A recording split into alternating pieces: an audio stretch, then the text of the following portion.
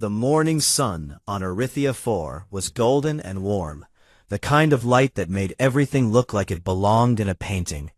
And Captain Lena Vasquez stood on the porch of her small house, watching her two daughters run toward the school bus that hovered at the end of the dirt road. Sophia was 10, and Elena was 8, and they were laughing about something that Lena could not hear, their backpacks bouncing against their small bodies as they sprinted through the tall grass that grew wild along the colony's main path. "Be good," Lena called out, and Sophia waved without looking back, and Elena turned and blew her a kiss before disappearing into the bus. Lena smiled and took a sip of her coffee and looked out across the settlement, a collection of modest buildings spread across a green valley surrounded by blue-gray mountains. And she thought for the 1000th time that taking this post had been the best decision of her life.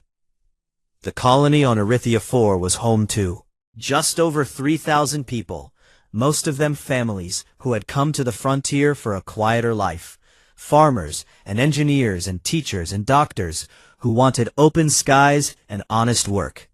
And it sat on the edge of human space, close enough to the border of the Velshari Dominion, that the TSC had placed a small military garrison there, just in case.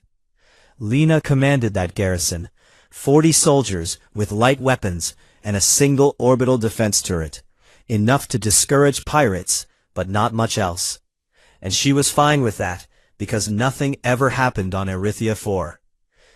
Dr. Tomas Achebe ran the colony's medical center, a calm and gentle man with hands that never shook, no matter how bad the situation, and he had treated everything from broken bones to allergic reactions to a case of Erythean pollen fever that had swept through the colony last spring. Mira Okafor was the school teacher, a woman with a voice that could silence a room of 400 children with a single word, and a heart big enough to remember every one of their names. And she loved her work with a passion that made everyone around her feel like education was the most important thing in the universe. These were the people of Erythea 4, ordinary and kind and far from the politics of the galaxy. But the galaxy had not forgotten about them. Far above the planet, hidden behind the second moon, the Velshari warship, Fang of Supremacy, waited in the cold silence of space. And aboard it, Warlord Thiscaron studied a holographic map of the colony, with his 4 amber eyes narrowed in concentration. Thiscaron was tall, even for a Velshari, his scaled body wrapped in ceremonial armor that bore the marks of 30 campaigns. And he believed with every fiber of his being that humans were a disease spreading across the galaxy, a weak and emotional species that had somehow stumbled into interstellar travel without earning the right to be there. A galactic power for 4,000 years.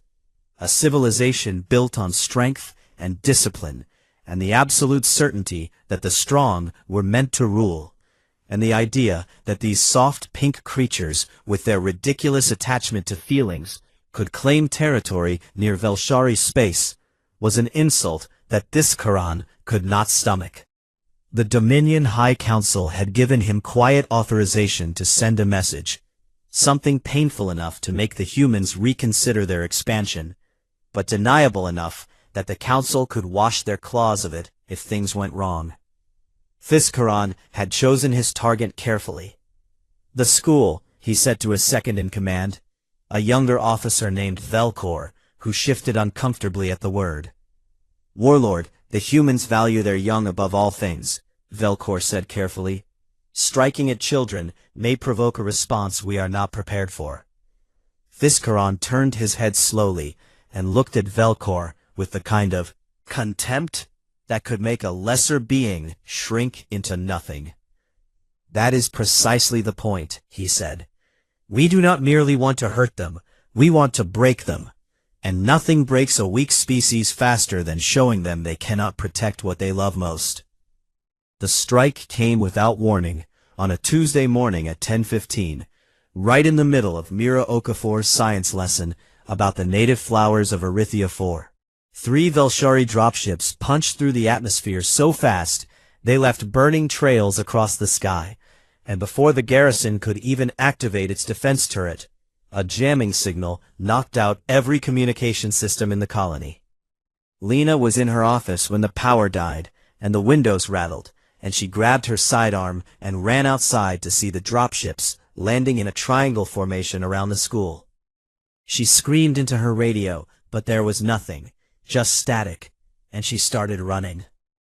The Velshari soldiers moved with mechanical precision, surrounding the school in seconds, and they did not fire bullets or energy weapons. Instead, they deployed canisters that burst open with a hissing sound, and released a pale green mist that drifted through the broken windows and open doors. It was a nerve toxin, one that the Velshari had engineered specifically for this mission, calibrated to attack the still developing nervous systems of young humans while leaving adults with only mild symptoms. A weapon of terrible and deliberate cruelty. Inside the school, 412 children breathed in the mist before anyone understood what was happening. Mira Okafor saw the green cloud rolling through her classroom, and she screamed for the children to cover their mouths, and she grabbed the smallest ones and tried to carry them toward the back exit, but it was already too late for so many of them. By the time Lena reached the school with her soldiers, the dropships were already lifting off. Their mission complete in under 4 minutes, and what she found inside would haunt her for the rest of her life. Children lay on the floor in twisted positions, their small bodies seized by the toxin, some shaking violently, some completely still, and the sound that filled the building was something that no human should ever have to hear. The sound of hundreds of children crying and gasping and choking and calling for their parents. Lena found Elena first, her youngest, curled in a ball under her desk, alive, but seizing, her eyes rolled back, and her small hands clenched into fists. And Lena held her and whispered her name over and over. Then she found Sophia. Sophia was near the window where the first canister had come through, and she was not moving, and she was not breathing, and her eyes were open and looking at nothing. And Lena knew, before she touched her daughter's face, that she was gone. Dr. HFY arrived within minutes, without stopping, moving from child to child, injecting antitoxins and stabilizing vital signs, and doing everything that medicine could do. But medicine could not do enough. When the sun rose the next morning, 68 children were dead, and over 200 more had suffered severe neurological damage that would take years to treat, if it could be treated at all. Lena sat on the floor of the school, holding Sophia's body, wrapped in a white sheet, and lay beside her on a stretcher, alive but damaged, her small face twitching with involuntary spasms. Mira Okafor sat against a wall, with blood on her hands and a blank expression on her face, surrounded by the drawings and science projects that still hung on the walls of a classroom that had become a morgue. Dr. HFY finally stopped working when there was no one left to save, and he sat down heavily and put his face in his hands, and for the first time in his 30-year career, he could not stop his hands from shaking. Outside, a garrison communications officer had managed to jury-rig a transmitter powerful enough to punch through the Velshari jamming, and a distress signal lanced into the void, carrying with it the raw security footage from every camera in the school. The signal traveled at faster-than-light speed across human space, and it reached Earth 17 hours later. And when it arrived, everything changed. The distress signal from Arithia 4 arrived at TSC High Command in Geneva at 3 in the morning, and within 1 hour, every member of the Joint Chiefs of Staff and every sitting senator had been pulled from their beds and brought to the underground war room beneath the old city. They sat in a curved amphitheater of seats, facing a massive screen, some still in civilian clothes, some with sleep still in their eyes, and none of them were prepared for what they were about to see. The security footage played without introduction or warning. They watched the dropships land around the school. They watched the canisters break through the windows. They watched the green mist roll through classrooms full of children. and they watched those children fall. A senator from the Mars colonies made it 4 minutes before she had to leave the room, and those who stayed heard her crying in the hallway, and nobody judged her for it, because every single person in that room wanted to do the same thing. Fleet Admiral Kaito Rennick sat in the front row and watched the entire recording without moving, his face as still as carved stone, and the only sign that he was affected at all was a slight tremor in his hands that he hid by pressing them flat against his knees. When the footage ended, the room was silent for a long time. Senator David Chen, the chairman of the Defense Committee, was the first to speak, and his voice was steady, even though his face was pale. "What do we know about who did this?" he asked. "Valshari Dominion," answered General Priya Nair, head of intelligence. "The bioagent's signature matches Valshari military chemistry, and the dropships were traced to a cruiser-class vessel that jumped out of the system immediately after the attack, the Fang of Supremacy, commanded by Warlord Fiskaran." "Children," whispered another senator, and the word hung in the air like smoke.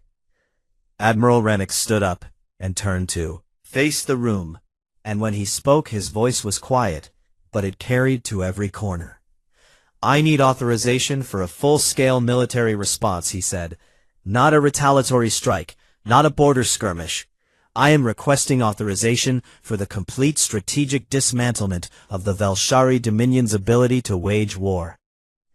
The room stirred, and Senator Chen leaned forward. "Admiral, the Valshari Dominion has been a major galactic power for 4,000 years.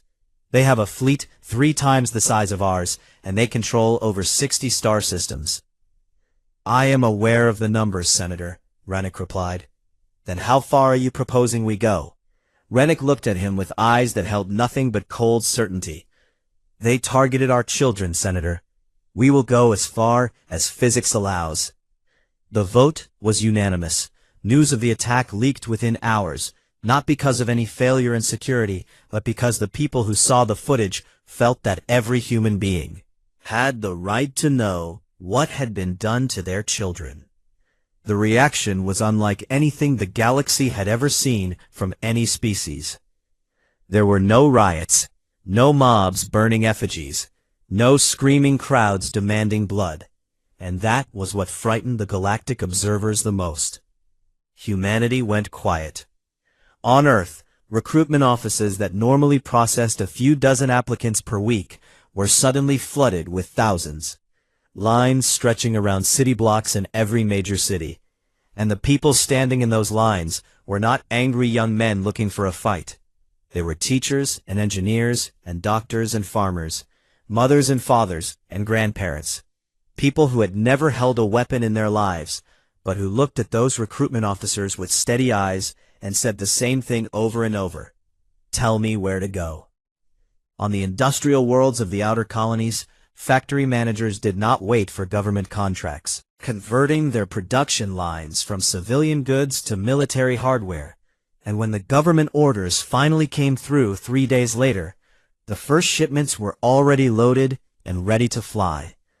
The Galactic Council convened an emergency session at Nexus Point, a massive space station at the center of known space, where representatives of over 40 spacefaring species gathered to discuss matters of interstellar importance. Ambassador Salim Marchetti represented humanity, a tall woman with silver hair, and a reputation for being the calmest diplomat in the galaxy, and she walked into the council chamber carrying a data crystal and nothing else. She played the footage. Several alien ambassadors looked away, and the representative of the Morthani, a species that reproduced through larval pools and had a deep biological horror of harm to young, actually collapsed and had to be carried from the chamber. The Valshari ambassador, a bureaucrat named Thisven, stood and addressed the council with the dismissive confidence that the Dominion was known for. "This was a minor border incident," he said. "The humans have established an illegal settlement in contested space, and they were given fair warning to withdraw. The Dominion regrets any collateral damage, but the responsibility lies with the human government for placing civilians in a conflict zone. Ambassador Marchetti looked at him for a long moment, and then she said very simply, "Those were children." "War has consequences," Theisven replied. Marchetti did not respond. She simply looked at him with an expression that several alien diplomats would later describe as the most terrifying thing they had ever seen on a human face. Not rage, but absolute and total certainty of what was coming next. After the session, in a private corridor of the station, the Kethri elder approached the Velshari ambassador. Civilization in the galaxy. Beings of immense wisdom who rarely involve themselves in the affairs of younger species. And when a Kethri elder spoke, even the proudest empires listened. The elder was ancient beyond measurement, a being of translucent skin and slow, careful movements. And it spoke in a voice like wind moving through old trees. "We have watched the humans for 200 years, the elder said. "They are a peculiar species, capable of great kindness and great destruction in equal measure, and the key that separates one from the other is simpler than you might think." Theisven looked annoyed, but protocol demanded he listen. "They're young," the elder continued. "Humans bond to their children with a ferocity we have not observed in any other sentient species in our 12,000 years of galactic observation. It is not merely biological instinct. It is something deeper, something woven into the very fabric of what they are, and you have just pulled on that thread." "We are the Velshari Dominion," Theisven said with a sneer. "We have crushed species far more dangerous than humans." The elder paused and looked at the ambassador with something that might have been pity. "You have not faced a species like this before," the elder said. "No one has. I advise you to surrender unconditionally and immediately, and throw yourself upon their mercy while they still have some left to give." Theisven laughed, a harsh barking sound, and walked away without another word. The elder watched him go, and then turned to its assistant and said quietly, "Make a record. The Velshari were warned." Back on Earth in a secure briefing room deep beneath the Alps, Admiral Rennick stood before a holographic map of Velshari space and laid out the plan that would become known as Operation Nursery Rhyme. "We will not be conducting a punitive strike," he said to the assembled commanders. "We will not be raiding their border systems and then retreating. What we are going to do is systematically and completely dismantle the Velshari Dominion's ability to project military force. Every shipyard, every weapons depot, every military command center, every orbital defense platform, all of it, gone." A young captain raised her hand. "Sir, the Velshari fleet outnumbers us 3-1. "Numbers are not the only thing that matters in war, Captain. The Velshari fight the way they have always fought, with overwhelming force and centralized command. We are going to take away their command first, and then their force will be nothing but metal floating in the dark." He paused and looked around the room. "One more thing, and this is not a suggestion, this is an order. We do not target civilians. We do not harm non-combatants. We do not touch their children. We are going to show the entire galaxy the difference between us and them, and that difference is going to be remembered for a very long time." Long time. The officers nodded, and in their eyes, Rennick saw the same thing he had seen in the eyes of every human he had encountered since the news broke. Not hatred, not bloodlust, but a cold and absolute determination that burned like a star that had stopped flickering and gone perfectly still. The Velshari Dominion had spent 4,000 years building the most feared military machine in the galaxy. A vast network of warships and fortresses and shipyards that stretched across 60 star systems and had crushed every enemy that ever dared to challenge it. It took humanity 14 minutes to blind it. Phase 1 of Operation Nursery Rhyme began at exactly midnight Galactic Standard Time, on a date that would later be marked in every species' history books. And it started not with weapons, but with silence. Human cyber warfare units, working alongside the most advanced artificial intelligence constructs the TSC had ever built, launched simultaneous attacks on every Velshari communication relay, every navigation beacon, every sensor network, and every command uplink in a 200 light-year radius. The attacks were not crude or destructive. They were elegant and precise, slipping through Velshari security systems that had been considered unbreakable, and rewriting them from the inside, turning the Dominion's own infrastructure into a maze of false signals and dead channels. In 14 minutes, the Velshari Dominion went deaf and blind. Aboard the command station at Velkrath, the central military hub of the Dominion, High Commander Thisral stared at screens that showed nothing but static, and felt something he had never felt before in his 200 years of military service. Fear. "Get me communications with the home fleet," he ordered. "We cannot reach anyone, High Commander," his operations officer replied, his voice cracking. "Every channel is down. Every relay is dark. We are completely isolated." "That is impossible," Thisral said, but the blank screens told him otherwise. Across Velshari space, the same scene played out on every warship, every station, every military outpost. Officers and commanders shouting into dead communication systems, trying to reach headquarters that could not hear them, trying to coordinate with allies that did not know they existed anymore. The Velshari military had always relied on centralized command, every order flowing from the top down through a rigid hierarchy, and the humans had understood this perfectly, and had taken it away with the precision of a surgeon removing a nerve. Phase 2 began 6 hours later, and this was where the galaxy truly began to understand what humanity was capable of when it was motivated. TSC fleets jumped into Velshari space, not in one massive wave, but in dozens of smaller formations, appearing simultaneously at the jump points of every major Velshari system. And they did not attack. They blockaded. Every system was cut off from every other system, supply lines severed, reinforcement routes closed, trade corridors sealed, and the Velshari fleet, which was individually powerful, but now scattered and unable to communicate, found itself trapped in pockets of isolated space, with no way to regroup. The speed of the deployment stunned galactic observers, and military analysts from a dozen species scrambled to understand how humanity had assembled and coordinated such a massive operation in barely 3 weeks. The answer was simple, but terrifying.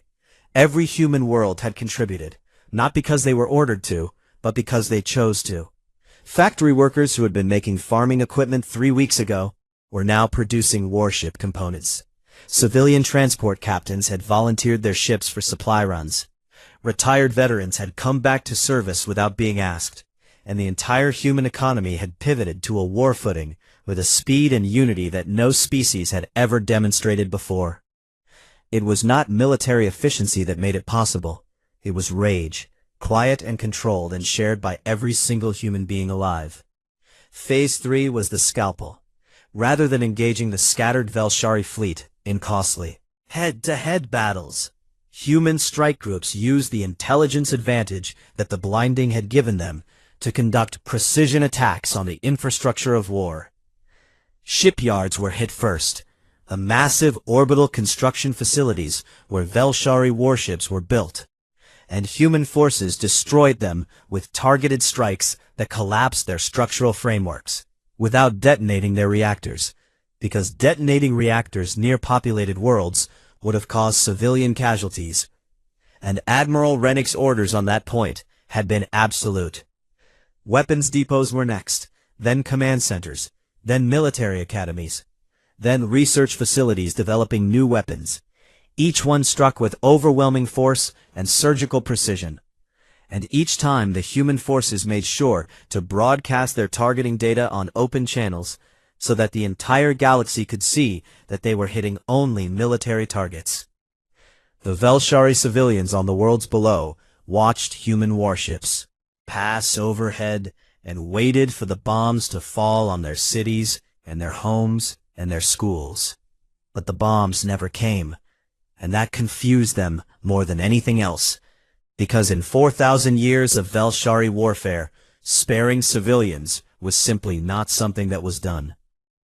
On the galactic stage, species that had been watching with nervous anticipation began to react.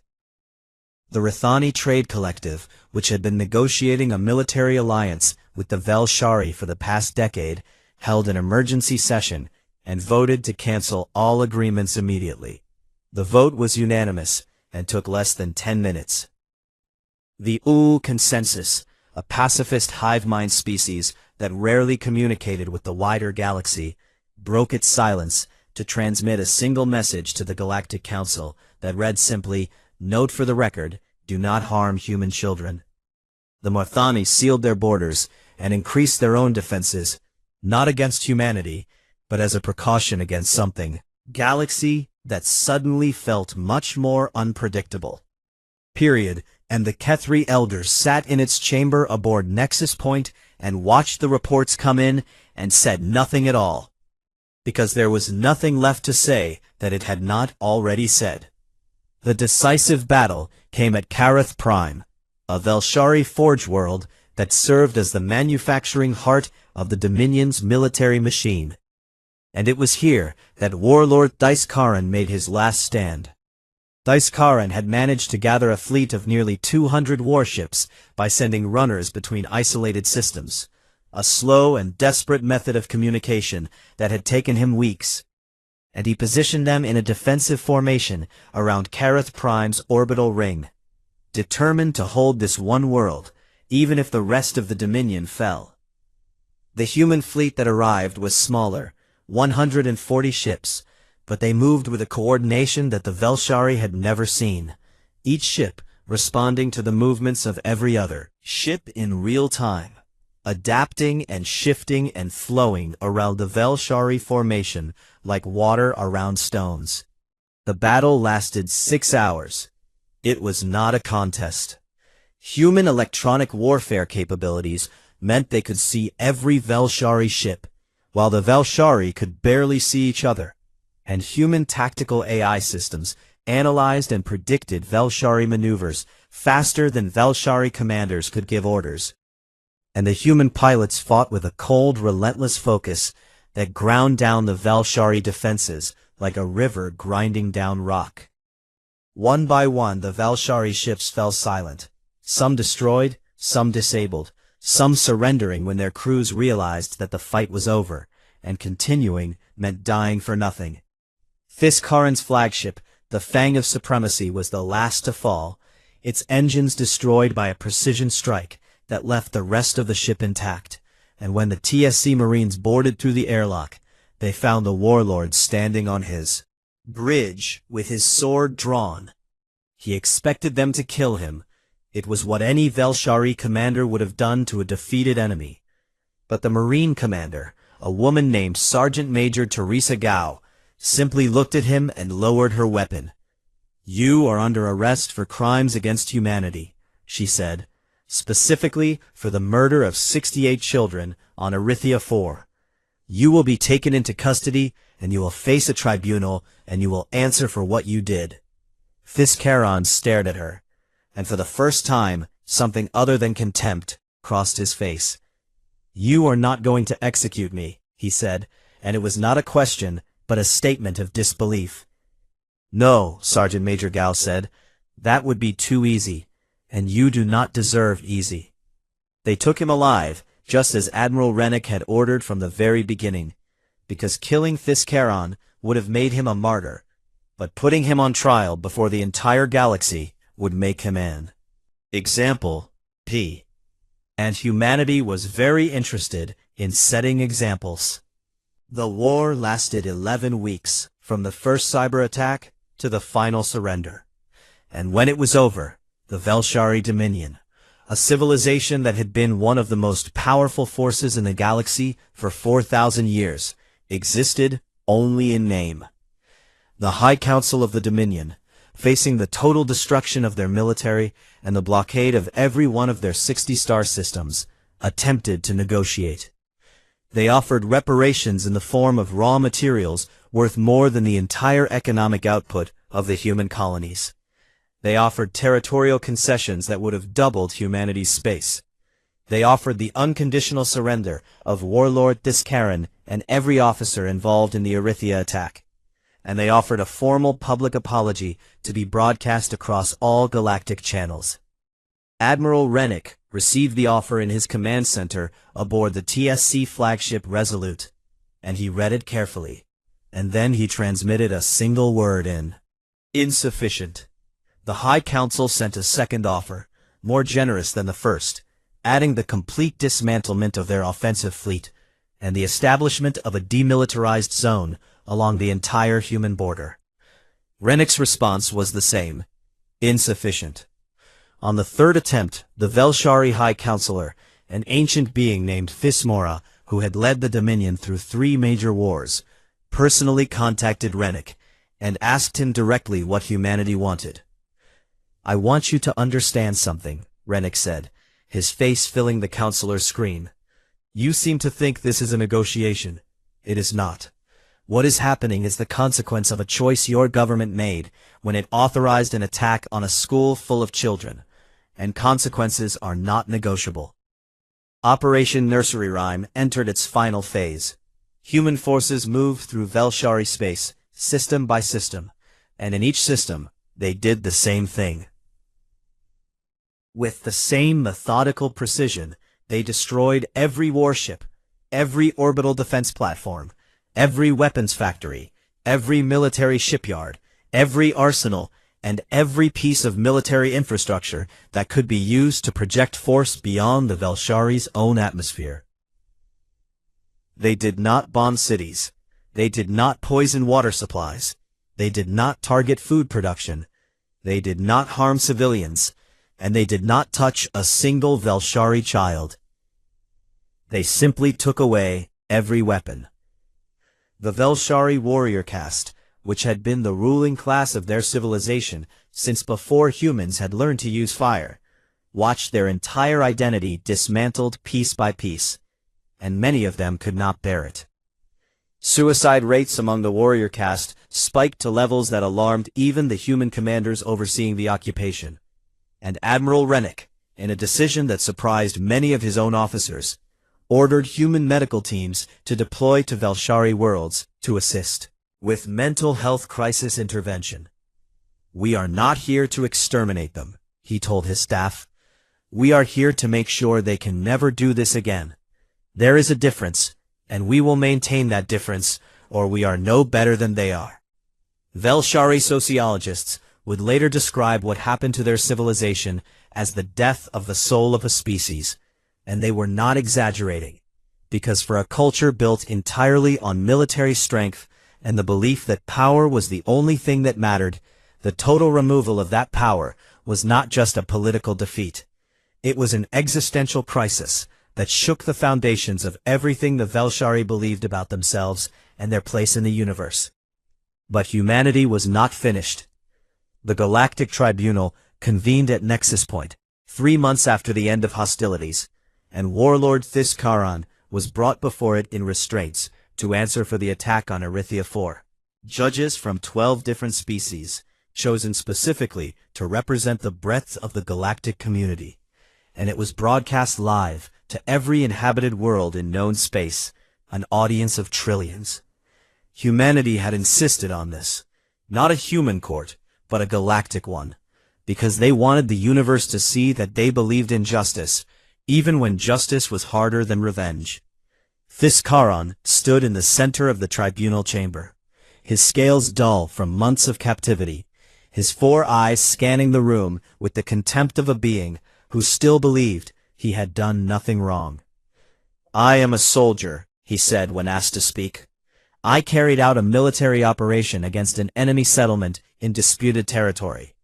The fact that there were casualties among the young is regrettable, but it is the nature of war, and I make no apology for doing what was necessary to defend the Dominion." The lead judge, a Kethri magistrate, asked him if the bioagent had been specifically designed to target children. Thizkaran hesitated for the first time. "It was calibrated for maximum psychological impact," he said, which was an answer that answered nothing and everything at the same time. The prosecution presented evidence for 3 days, scientific analysis of the bioagent proving it had been engineered specifically to attack immature human nervous systems. Communication intercepts showing that Thizkaran had specifically chosen the school as his target. Testimony from survivors, medical reports from Dr. Achebe detailing the injuries suffered by the 200 children who survived. And then Captain Lena Vasquez took the stand. She wore her dress uniform, pressed and perfect, and her face showed nothing. No tears, no anger, no visible emotion of any kind, and somehow, that blankness was more powerful than any display of grief could have been. She was asked to describe the events of that morning, and she did, in a calm and steady voice that filled the chamber without rising above a conversational volume. And then she was asked if she had anything else to say, and she said yes. She reached into her uniform pocket and pulled out a single sheet of paper, and she unfolded it, and she began to read. Names: Sofia Vasquez, age 10, Kenji Tanaka, age 7, Amara Johnson, age 9, Lu Wei, age 6. She read each name clearly and slowly, and after each name she stated the child's age, and she looked directly at Thizkaran as she read, and she did not blink, and she did not waver, and she did not stop. The chamber was completely silent, except for her voice. Some of the names were followed by a slight pause, the ones that were harder for her, the ones she had known personally, the children who had played with her daughters, the ones whose parents she saw every day in the colony. And during those pauses, the silence grew so heavy that several spectators later said they felt it pressing on their chests. It took 4 minutes to read 68 names. It was the longest 4 minutes in galactic broadcast history. When she finished, she folded the paper and put it back in her pocket, and looked at Thizkaran one last time, and then she stepped down from the stand without another word. Thizkaran, who had faced death in 30 military campaigns without flinching, could not hold her gaze. The tribunal deliberated for less than 2 hours. Thizkaran was found guilty of crimes against sentient life, the highest charge that galactic law recognized, and he was sentenced to permanent solitary confinement in a Kethri prison monastery, a place of absolute silence where he would live alone with his thoughts for the remainder of his natural life, which for a Velshari of his age would be approximately another 300 years. 300 years of silence for 4 minutes of terror. After the verdict was read, entered a final item into the galactic record, a drawing made by Elena Vasquez, Captain Vasquez's surviving daughter, who was 8 years old and undergoing neural rehabilitation for the damage the toxin had done to her brain. The drawing showed 2 figures holding hands under a yellow sun. One was a small human with brown hair, and one was a small Velshari with green scales, and they were both smiling. The clerk held it up for the tribunal to see, and several of the judges looked away because they could not bear the weight of what that simple drawing meant. The fact that a child who had been poisoned by the Velshari could still imagine a world where a human child and a Velshari child could be friends.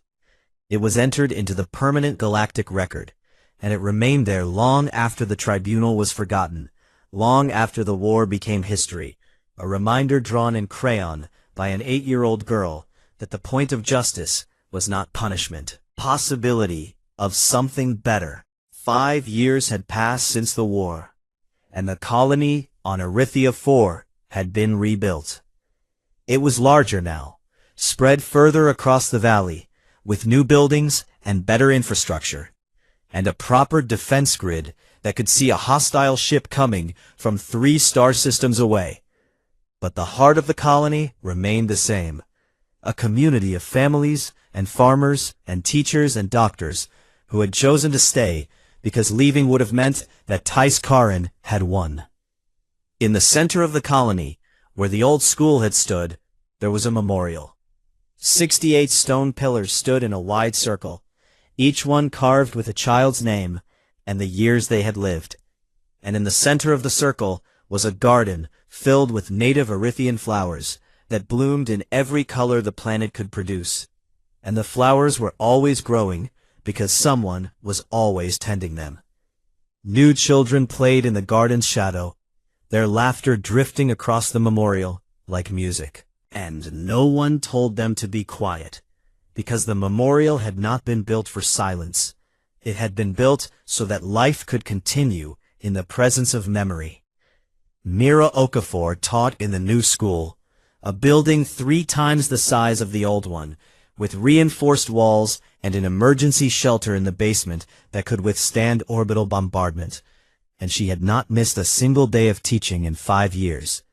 Her hair was grayer now, and there were lines on her face that had not been there before. But her voice still had the power to command a room, and she still knew the name of every child she taught. And she still believed with her whole heart that education was the most important thing in the universe, maybe even more so now than before, because she had seen what ignorance and hatred could do. On the other side of the galaxy, the world of Vel-Sharath was transforming. The Vel-Sharai homeworld had always been a place of fortresses and military academies, where every aspect of life was organized around the warrior caste and the pursuit of martial glory. And now those fortresses were empty, and those academies were closed, and the warrior caste that had ruled for 4,000 years had lost its purpose. The transition was painful in ways that were difficult for outsiders to understand. Generations of Vel-Sharai had been raised to believe that strength was the only virtue, and that their species existed to dominate. And when that framework was removed, many of them simply did not know who they were anymore. And the first 2 years after the war were marked by political chaos and cultural despair, and a collective grief that bordered on species-wide depression. But something else was happening too. Something quieter and harder to see. Young Vel-Sharai, the generation born during or just after the war, were growing up in a world where the old certainties no longer applied. And instead of being crushed by that absence, of them were beginning to fill it with new things. A Vel-Shari university that had once trained military strategists reopened as an institute of science, and its first graduating class produced more research papers than the entire Dominion had published in the previous century. A group of Vel-Shari artists, something that would have been considered a shameful waste of potential under the old regime, created a mural on the wall of the abandoned High Council chamber that depicted the attack on Erythia 4 from the perspective of the children, and it was so powerful that it became a place of pilgrimage for Vel-Shari who wanted to understand what their civilization had done. It was not a fast healing, and it was not a complete one, and there were many Vel-Shari who still harbored resentment and anger and a desire for the old ways. But the direction of the change was clear, and with each year the new Vel-Shari outnumbered the old.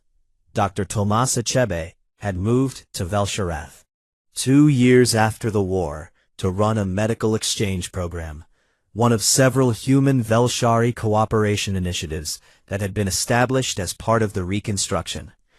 He lived in a small apartment in the capital city, and he spent his days treating Vel-Shari patients in a clinic that served a district of 40,000, and he treated every patient with the same care and attention that he had given to the children of Erythia 4. Because to him, a sick child was a sick child, regardless of what species they belonged to. Some of his Vel-Shari patients were uncomfortable at first, uncertain how to interact with a member of the species that had destroyed their military and humbled their civilization. But Dr. Achebe had a way about him that made fear and resentment dissolve, a gentle, steady kindness that asked nothing and expected nothing, and simply offered help to anyone who needed it. The galaxy had reorganized itself around an unspoken truth in the years since then. War. Humanity was not the strongest species. The Krell had more raw physical power, and humanity was not the most technologically advanced. The Kethri had technology that humans could barely comprehend, and humanity was not the oldest, or the wisest, or the most numerous. But humanity was, without any question, the most dangerous.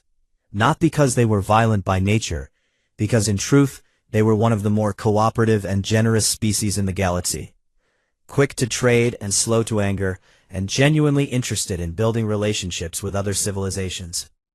They were dangerous because their fury had a key, a single specific trigger that transformed them from friendly neighbors into a force that would not stop until the threat was not merely defeated, but had ceased to exist as a concept.